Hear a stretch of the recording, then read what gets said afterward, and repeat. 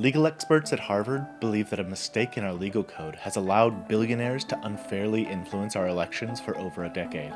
Let's talk about what happened and what we can do to fix it.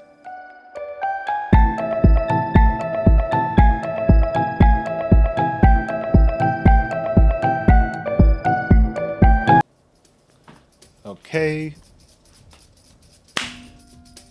No doubt you've heard of super PACs. A loophole for limits on the number of donations that can be made. Super PACs have really enabled the supercharging of giving by the extreme wealthy. These private special interest groups collect money from individual donors and then use them to make what are called independent expenditures to campaigns. But more on that later. Their superpower comes from the fact that there are basically no regulations on the type or amount of money that individuals can give to these organizations.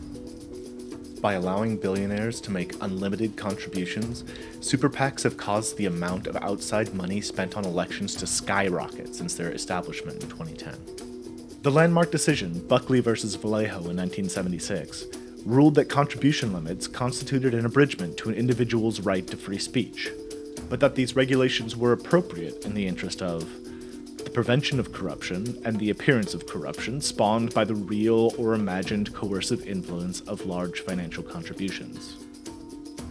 This was a huge step forward for campaign finance reform, but what Buckley effectively did was establish a two-track system for individuals who wanted to spend money on a campaign. In the first, the individual simply gives their money directly to the campaign, and the campaign can use that money at their discretion. This type of expenditure is subject to FEC regulation. The other track is to make an independent expenditure on behalf of, but critically not in consultation with, the campaign. This insulation from the management of the campaign was given as the justification in Buckley for why campaign contributions should be limited, while independent expenditures should not. As long as coordination between these parties was disallowed, the court reasoned, there was no justifiable reason to limit an independent contributor's speech. Eventually, an organization called Speech Now came along that intended to collect individual contributions that were going to be used only for independent expenditures. This was brand new, so it went to trial in a case, Speech Now versus FEC. What's important to notice here is that this case isn't actually about whether independent expenditures can be limited. Buckley had already ruled that they couldn't. What this case hinged on was the question, are contributions to super PACs independent expenditures and thus immune from campaign finance regulations?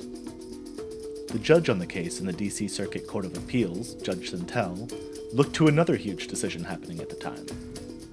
Citizens United! Under this highly contentious ruling, the Supreme Court decided that companies have the right to free speech. Thus, Santel reasoned, since Speech Now was an organization that was engaging in legally protected speech, the payments must be valid.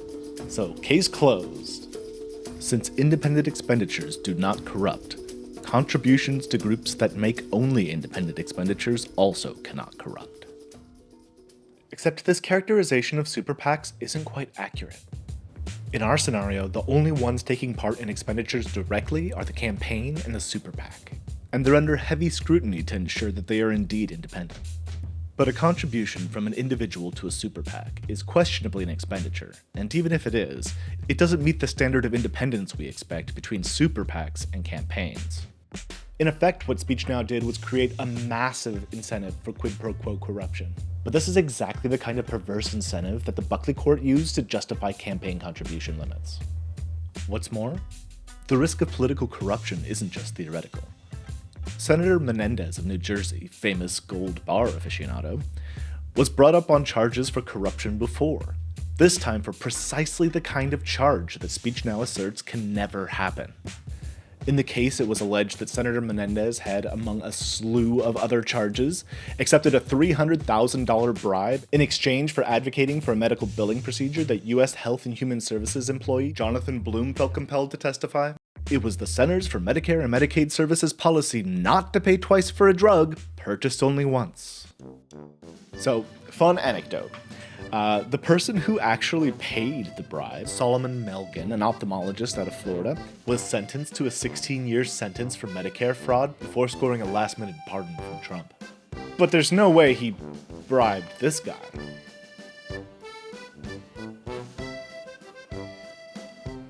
But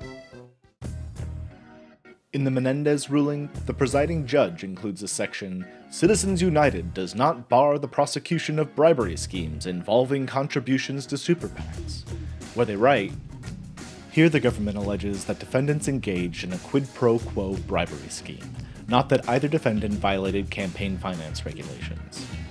In other words, the charges in this case concern bribery, not political speech.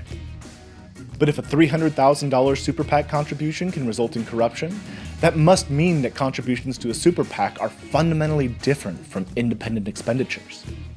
Therefore, the pivotal deduction in the Speech Now decision